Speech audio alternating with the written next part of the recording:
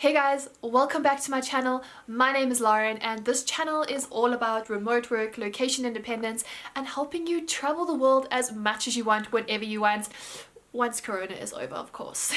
In today's video, I'm going to be sharing my top 7 working from home tips to help you get shit done. If you are struggling to get out of bed in the mornings, I was definitely guilty of that before I discovered these tips. Or maybe you cannot detach yourself from your Netflix account on the couch, or no matter what you do, you cannot get through your task list in the day. This is the video for you.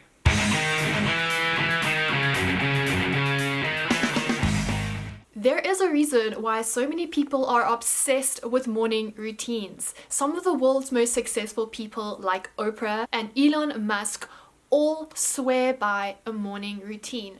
So the big question is, what is it about it that makes it such an important part of your day? A morning routine sets the tone for your day. It helps you kind of collect your thoughts, set your intention for the day, and get into the mindset to get shit done.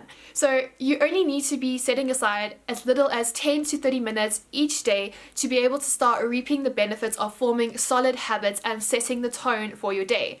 What I like to do for my morning routine is that I wake up around 6:30 or 7 every day, and then I immediately go into a 10-minute meditation. And after my meditation, I journal for about 10 to 15 minutes. I have this really amazing journaling prompt book by a lady called Kimberly. She's an amazing manifestation and mindset coach, and I have her Abundance Abounds journaling book, and that's basically just a whole bunch of money mindset prompts, and I really recommend it if that is something that you're struggling with. And after I've completed that, I then read over a bunch of affirmations that I've written for myself in my notes app, and then I express gratitude. I try to name at least 3 things that I'm grateful for that day, and then I also just like to end it off with expressing gratitude for the money that is in my life as well as the money that is coming my way still. Okay, this one is slightly controversial. I have seen a lot of Instagram posts promoting the whole getting dressed for your work even though you're at home, to the whole that noise, you're at home, work in your onesie. So my whole viewpoint on it, that yes, it is absolutely amazing to be able to work in your unicorn onesie at home or whatever the else, but it does have an effect on your productivity, especially if you are someone who is struggling with getting shit done. Because it really is a psychological trigger. When you do your hair and your makeup and you get dressed like you would for an office, you're sending those signals to your brain that it's time to get shit done. Whereas, if you're in your pajamas or whatever, your brain kind of associates that with, going to bed and being lazy and kind of chilling. Okay, and while I do have days where I still work in my pajamas, and I don't think there is anything inherently wrong with that, especially if you are in a lazy mood vibe, if it really is starting to impact your productivity, that you should definitely look into just using those little psychological triggers by getting dressed and doing your makeup and see if it does have an impact on your work ethic. It is super tempting to stay in bed all day. I mean, who wouldn't want to check their emails, have Skype calls, and watch Netflix without having to move any of the major muscle groups? But it is a one-way ticket to getting all done. And I'm not saying that to stop you from watching every single Netflix show and TV series. Science does agree with me. There was a study done by Harvard Business Review that when you do not have a dedicated workspace, you start to feel like you're always at the office and you lose the ability to switch off. So I do think that this is probably one of the most important working from home tips, is that you really need to create that sense of place in your house, and you need to keep your tech outside of the bedroom, because your bedroom is a place of rest. And if you can, keep all your technology out of the room, including your phones. So when you go to bed at night, your mind automatically associates that with chilling out and not checking emails. I know there's some of you that like to check emails before bed. I'm guilty of that too. But yeah, it's a habit that we really need to put a stop with, because it's not helping any of us, and it's definitely not solving our productivity woes. Okay, so if you follow me on Instagram, you've probably heard me say this countless times, but I am the queen of my procrastination, and my whole life is basically built around me outwitting, outlasting, and outplaying myself so that I get shit done.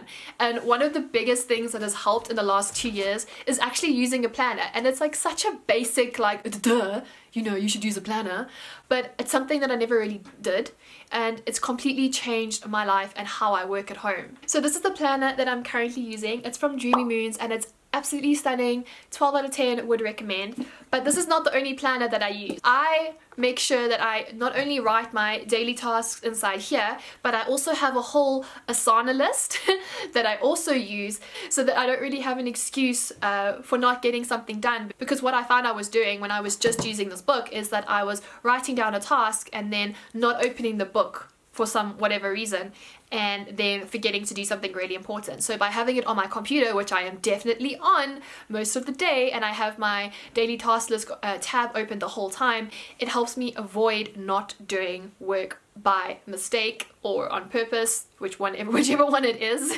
And then my final planning step that I do is that I take those tasks and I time block them into my calendar, which I'm going to admit, but I never used the calendar function on my computer or my phone up until a couple of months ago.